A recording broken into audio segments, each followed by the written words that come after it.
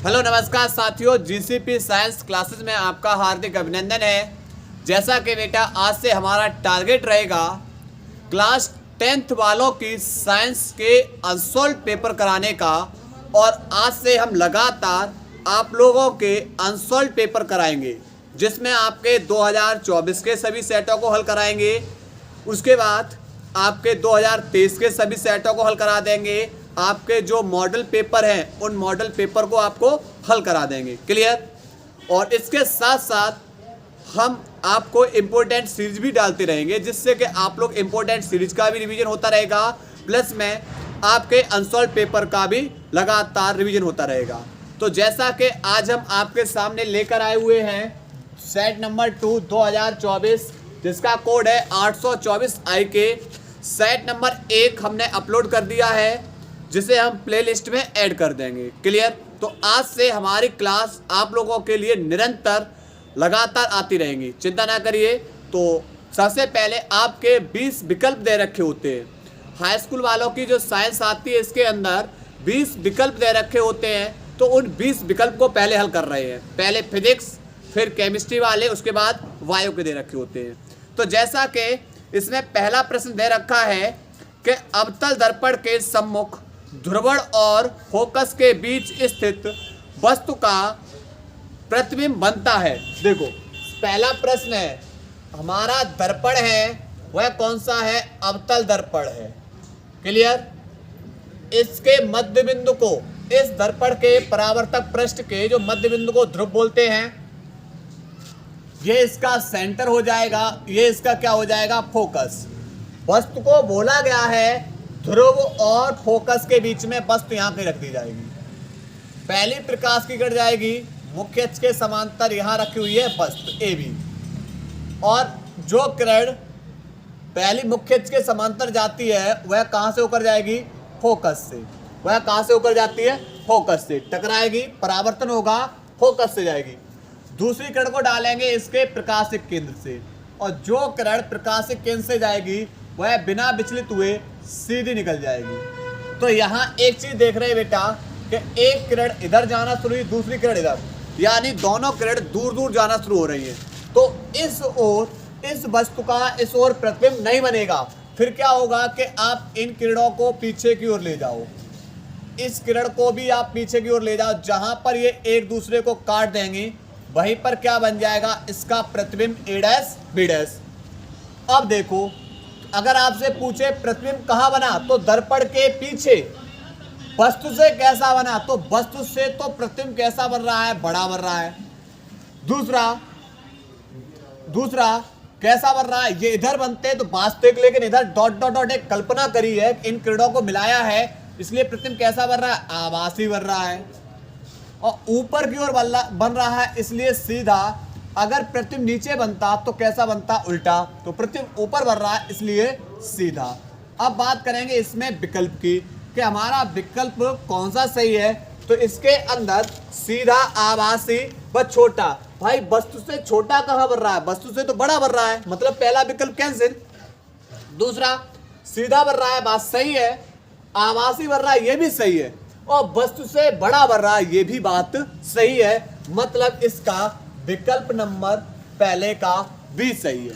पहले का कौन सा सही है? B। अब दूसरे वाले के लिए, दूर दृष्टि दोष के निवारण के लिए कौन सा लेंस? देखो ध्यान रखना, दूर शब्द आए और एक होता है निकट। दूर होता है एक, निकट। दो ही लेंस उपयोग करते हैं, उत्तल और अवतल। तो बड़े को बड़े से मिला दो, निकट बड़ा है तो अवतल शब्द भी तो कैसा है? बड़ा है। दूर शब्द छोटा है तो उत्तल भी तो कैसा है? छोटा है कि नहीं है? तो दूर दृष्टि दोष के लिए कौन सा लेंस प्रयोग करेंगे? उत्तल लेंस। निकट दृष्टि दोष के लिए कौन सा लेंस प्रयोग करेंगे? तो आप बताओगे अवतल लेंस। क्लियर? और एक होता है जरा दृष्टि दोष। जरा दृष्टि दोष के लिए आप प्रयोग करोगे द्विफोकसी लेंस। द्विफोकसी लेंस। कौन सा लेंस प्रयोग करोगे? द्विफोकसी लेंस, जिसमें चश्मे के, ये चश्मा है हमारा, इस चश्मे के ऊपरी भाग में आप, चश्मे के ऊपरी भाग में आप लगाओगे अवतल लेंस। क्यों? क्योंकि हमें पतले लेंस की आवश्यकता, हमें दूर तक देखना है। चश्मे के निचले वाले भाग में आप प्रयोग करोगे उत्तल लेंस का। किसका बच्चे प्रयोग करोगे? उत्तल लेंस का प्रयोग करोगे। इसलिए यह कैसा हो गया? द्विफोक्सी लेंस हो गया। अब बात करें दूरदृष्टि दोष में, तो भाई कौन सा लेंस है? उत्तल लेंस है। विकल्प नंबर बेटा इसका कौन सा सही है? दूसरे का बी सही है। दूसरे का कौन सा सही है बच्चे? बी सही है। अब बात करेंगे तीसरे प्रश्न की। बात किसकी करेंगे? तीसरे वाले के बच्चे। देखो तीसरा बोल रहा है एक लेंस 0.2 मीटर दूर रखी वस्तु। भैया वस्तु रखी हुई है, वस्तु को यू से लिखते हैं, 0.2 मीटर दूरी पर रखी हुई है। और वस्तु को बेटा कैसा लिया जाएगा? ऋणात्मक। वस्तु के आभासी प्रतिबिंब का आवर्धन, ध्यान रखना आभासी प्रतिबिंब का आवर्धन कितना है? 0.5 है। तो ध्यान रखना आभासी के लिए प्लस और वास्तविक के लिए कैसा आता है? माइनस होता है आवर्धन। ठीक है, वास्तविक के लिए माइनस, आभासी के लिए प्लस। और हमसे भाई पूछा गया है यह लेंस होगा। सबसे पहले m बराबर होता है b/u। लेंस है इसलिए b/u। अगर दर्पण होता तो माइनस के b/u। आवर्धन दे रखा है भाई 0.5 बराबर b का वैल्यू निकालना है, u का वैल्यू माइनस के 0.2। अब एक काम करना है, बट्टे 1 कर लो क्रॉस मल्टीप्लाई। b का वैल्यू निकालने b बराबर 5 दूनी 10, माइनस का चिन्ह 1 अंक दशमलव ये 1 अंक ये 2 अंक दशमलव लगा दो। क्लियर? तो ये निकलेगा बेटा 0.10 मीटर। ठीक है, अब b पता हमको, उसके बाद u पता, हम क्या निकाल सकते हैं? इसकी f को निकाल लेंगे। लेंस है, लेंस के लिए फॉर्मूला होता है 1/f बराबर 1/b माइनस 1/u। अच्छा 1/b का वैल्यू कितना है? माइनस के 0.10 माइनस 1/u। u का वैल्यू कहाँ है? माइनस के 0.2। अब क्या होगा? माइनस माइनस प्लस, तो यहाँ पर माइनस के 0.10 प्लस 0.2, दशमलव हटा ऊपर 0, दशमलव हटाया ऊपर 2 0। 10 दाएं कितने हो जाएंगे? 100। 10 बार प्लस 2 पंजे 10। यहाँ से क्या होगा? माइनस के 10 में से प्लस के 5 गए, तो आप बताओगे कि माइनस के 5 मीटर पर किसमें बेटा? 1/f में। किसके अंदर? 1/f पर हमें निकालना क्या? हम तो f निकालना है। तो f बराबर हो जाएगा, पलट देंगे, जब f को पलटेंगे इसे ही पलट दो, माइनस के 1/5, 5 का भाग 1 में दोगे तो 0.2 पर किसका? माइनस का, और मीटर में। मतलब यह बता रहा है कि अगर फोकस दूरी माइनस की है तो लेंस कौन सा होगा? अवतल लेंस। कौन सा लेंस होगा? अवतल लेंस। फोकस दूरी प्लस में होती तो लेंस कौन सा होता? उत्तल लेंस। यानी इसका विकल्प है 1 मीटर फोकस दूरी का अवतल लेंस भाई 0.2 निकला हुआ है। दूसरा है 0.2 मीटर फोकस दूरी का। अब कौन सा लेंस भाई? अवतल लेंस। विकल्प नंबर इसका कौन सा सही है? इसका भी विकल्प नंबर बी सही है। क्लियर? यहां तक नोट करिए, इसके बाद आगे हल करा रहे हैं। नोट करिए बच्चे इसको। इसके बाद प्रश्न नंबर चौथा प्रश्न है, जब श्वेत प्रकाश कांच के प्रिज्म से गुजरता है तो प्रिज्म के आधार की ओर अधिकतम झुकी प्रकाश किरण का रंग होता है। देखो यह हमारा कौन है? प्रिज्म है। अब प्रिज्म से जब हम श्वेत प्रकाश की किरण को डालेंगे तो यह सीधी ना जाकर, ये PQ प्रकाश की किरण है और इसको डाल रहे हैं। प्रिज्म का परिच्छेद ABC लिया तो यह किरण सीधी न जाकर, क्यों? क्योंकि ये वाला माध्यम वायु वाला है और ये माध्यम कौन सा है? कांच वाला। तो जब प्रकाश की किरण एक माध्यम से दूसरे माध्यम में जाती है तो अपने मार्ग से विचलित होती है। तो यहाँ से यहाँ पर जब प्रकाश की किरण को एक माध्यम से दूसरे माध्यम में गुजारा जा रहा है, ले जाया जा रहा है, तो यह अपने मार्ग से विचलित होगी और यह सीधी न जाकर अविलंब से कैसी होगी? अविलंब से दूर हटेगी। अविलंब से कैसी होगी बेटा? दूर हटेगी। और यह क्या होगी? आधार की ओर झुक जाएगी इस तरीके से, और अपने अवयवी रंगों में विभक्त हो जाती है। अपने अवयवी रंगों में कैसी हो जाएगी? विभक्त हो जाती है इस तरीके से यहाँ पर। और कितने? 7 अवयवी रंगों में विभक्त हो जाती है।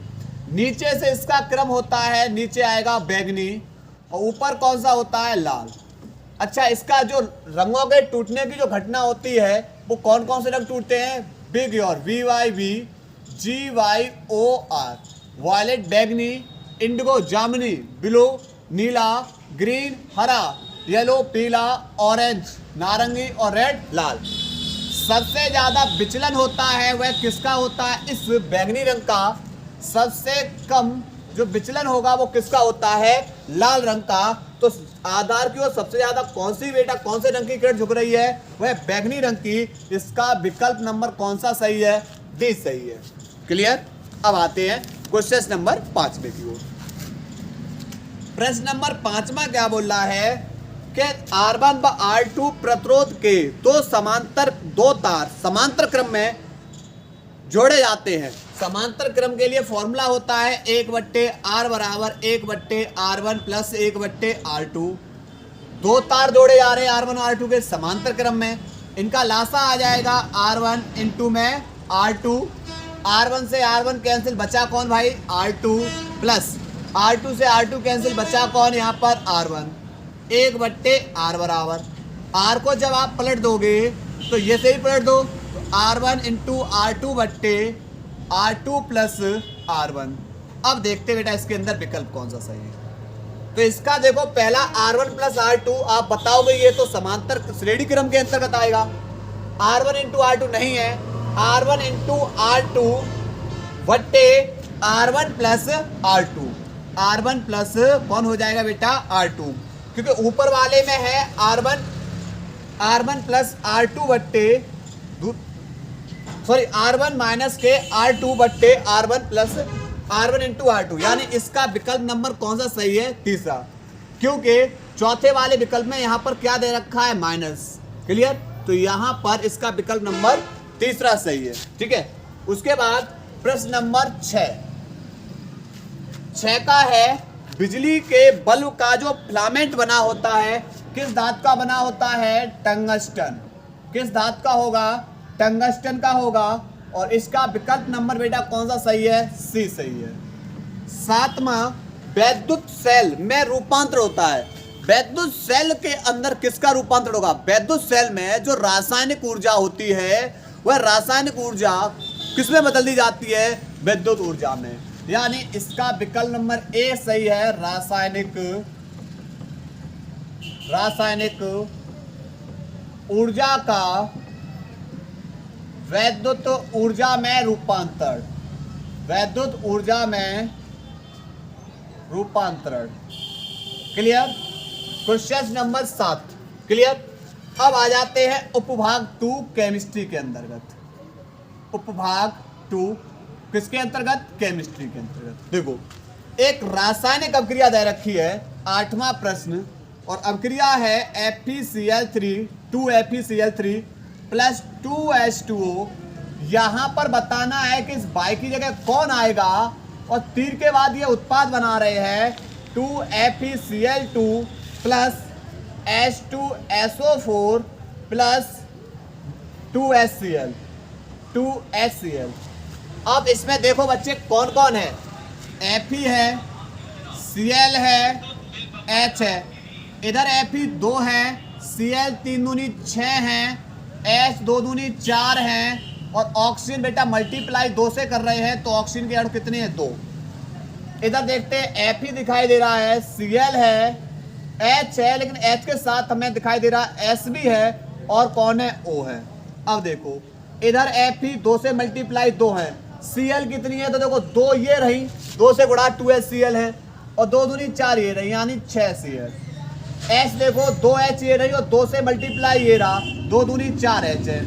अब H कितना है? 1, और O कितने हैं? O देखो 4, O कितने हैं? 4, और इधर O कितना है? 2। मतलब इस ओर एक तो S नहीं है, और कौन नहीं है?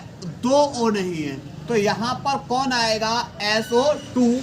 विकल्प किसमें कौन सा है इसके अंतर्गत बेटा? सी है। सी विकल्प इसका सही है। क्लियर? यहां तक नोट करिए, इसके बाद आगे हल करा रहे हैं। इसके बाद बेटा प्रश्न नंबर 9वां बोल रहा है निम्नलिखित में से कौन सा अम्लीय लवण है? देखो NaCl तो हमारा लवण है, NaCl हमारा कौन है? लवण है। लेकिन आपसे पूछा गया है अम्लीय लवण। अगर हम NaCl की अभिक्रिया H2SO4 से करा दें, देखो यह लवण है और ये क्या है? अम्ल। तो जब अम्ल की लवण के साथ क्रिया कराएंगे तो ये अम्लीय लवण बन जाएगा। H2SO4 को लिख सकते हैं H इंटू में HSO4, HSO4 पे माइनस H पे प्लस Cl पे माइनस Na पे प्लस। तो यहाँ से HCl बाहर और Na प्लस जुड़ जाएगा HSO4 के साथ। तो ये हमारा कौन हो जाएगा? सोडियम बाइसल्फेट या सोडियम हाइड्रोजन सल्फेट। यह क्या बन जाएगा? हमारा अम्लीय लवण बन जाएगा। क्या बन जाएगा? अम्लीय लवण। उसके बाद विकल्प नंबर इसका 9 में का बी सही है। यह लवण है और अम्लीय लवण हमारा ये बनेगा। ठीक है, अम्लीय लवण हमारा ये होगा। उसके बाद 10वां क्वेश्चन है, मैट में मुख्यतः होता है। तो मैट के अंदर Cu2S तथा FeS ये होगा मैट के अंदर। विकल्प नंबर इसका कौन सा सही है? सी सही है। क्लियर। 11वां क्वेश्चन है कि अब क्रिया PCl5 से कराएंगे। बनता है CH3COCl plus PCl3 plus HCl। अब जरा देखो, इधर केवल PCl5 है, P 3Cl 4Cl और एक 5Cl। तो अब आप बताओगे कौन बचा? तो एक तो देखो CH3 और कौन है? CO। और यहाँ पर कौन है? सॉरी, यहाँ पर POCl3 बेटा, POCl3। यहाँ पर और कौन है? एक O है और कौन है? H। अर्थात 2 O और 1 H।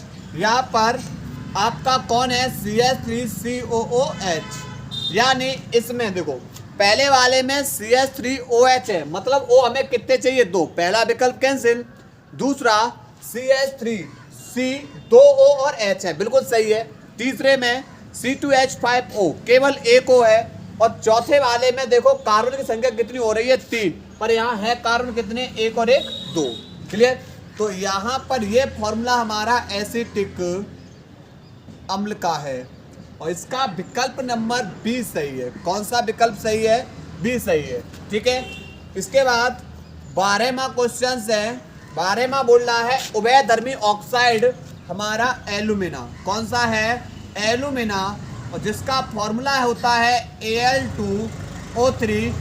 विकल्प नंबर इसका सी सही है। कौन सा सही है बेटा? सी सही है।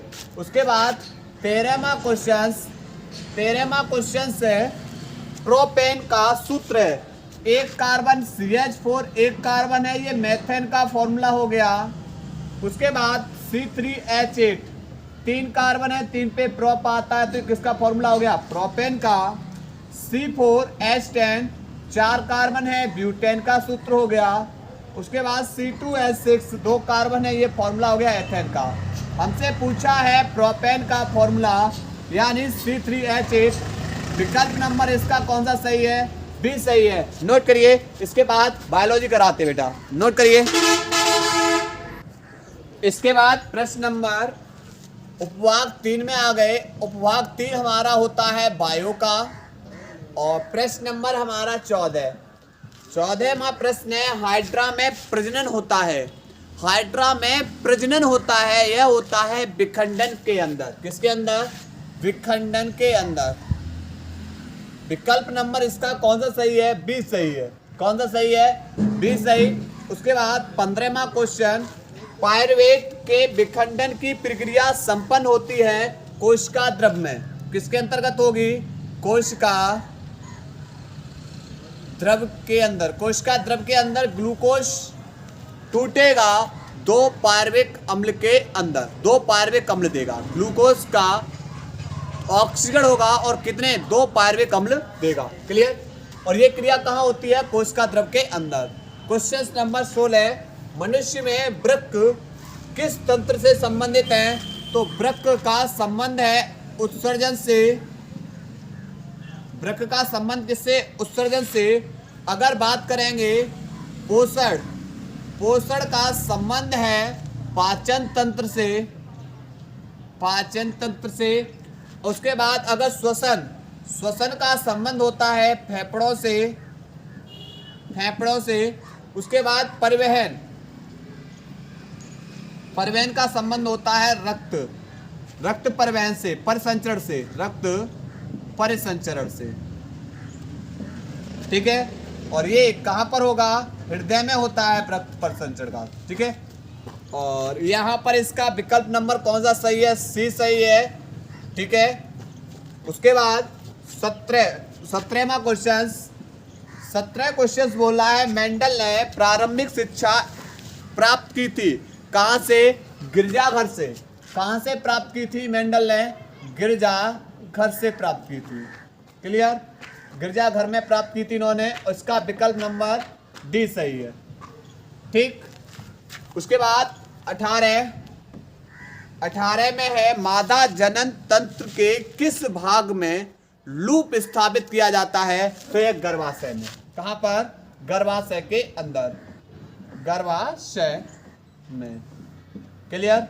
यहाँ पर 19वां है निम्नलिखित में से कौन सा अंग पौधे के नर जननांग का प्रतिनिधित्व करता है। देखो जायांग, जायांग बात करें, इसी को बोलते हैं वर्तिकाग्र, इसमें है वर्तिकाग्र। उसके बाद अंडाशय, ये सबके सब भाग आते हैं स्त्री केसर के अंदर, क्लियर। और यहाँ पर ये कौन सा है, पुंकेसर भाग है। ये कौन सा भाग होता है, नर भाग को बताता है। इसका विकल्प नंबर ए सही है। कौन सा सही है, विकल्प नंबर बी सही है। इसका विकल्प नंबर बेटा कौन सा सही है, बी, पुंकेसर वाला, ठीक है। उसके बाद 20वां प्रश्न बोल रहा है निम्नलिखित में से कौन सा या से पर्यावरण मित्र व्यवहार कहलाते हैं या कहलाता है या कहलाते हैं, ठीक है। देखो पहला, बाजार जाते समय खरीदे गए सामान को रखने के लिए कपड़े का थैला होना चाहिए, बिल्कुल ले जाना चाहिए, हमें पन्नी का उपयोग नहीं करना चाहिए, ठीक है। अनावश्यक ऊर्जा खर्च बचाने के लिए लाइट तथा पंखों के स्विच बंद करना चाहिए, बिल्कुल, व्यर्थ में ऊर्जा व्यय न हो। वाहन के बजाय विद्यालय तक पैदल जाना, बिल्कुल बात सही है। ये सबके सब पर्यावरण के मित्र कहलाएंगे, अर्थात विकल्प नंबर इसका डी सही है, उपर्युक्त सभी, उपर्युक्त सभी, विकल्प नंबर डी सही है। नोट करिए बेटा इसको, विकल्प नंबर डी। के बाद बेटा सवाल नंबर 21, सवाल नंबर 21 में बोल रहा है कि एक 10 सेंटीमीटर फोकस दूरी वाले अवतल दर्पण से कितनी दूरी पर एक वस्तु को रखा जाए ताकि उसका 5 गुना बड़ा प्रतिबिंब बने, जबकि प्रतिबिंब वास्तविक हो। प्रतिबिंब की स्थिति भी ज्ञात कीजिए। देखो एक तो 10 सेंटीमीटर बोल रखा है, 10 सेंटीमीटर किसको बोल रखा है, तो फोकस दूरी को। और बाला उत्तल दर्पण, अवतल दर्पण है, इसलिए चिन्ह कैसा आएगा, माइनस आएगा। वस्तु को कितनी दूरी पर रखा जाए ताकि उसका 5 गुना क्या बने, प्रतिबिंब बने, यानी प्रतिबिंब आवर्धन कितना है, 5 गुना है। और जबकि प्रतिबिंब कैसा बने, वास्तविक, तो वास्तविक के लिए यहाँ पर चिन्ह कैसा आ जाएगा, माइनस आ जाएगा, क्लियर। आभासी होता तो प्लस, तो यहाँ पर m बराबर होगा माइनस के b/u दर्पण के लिए।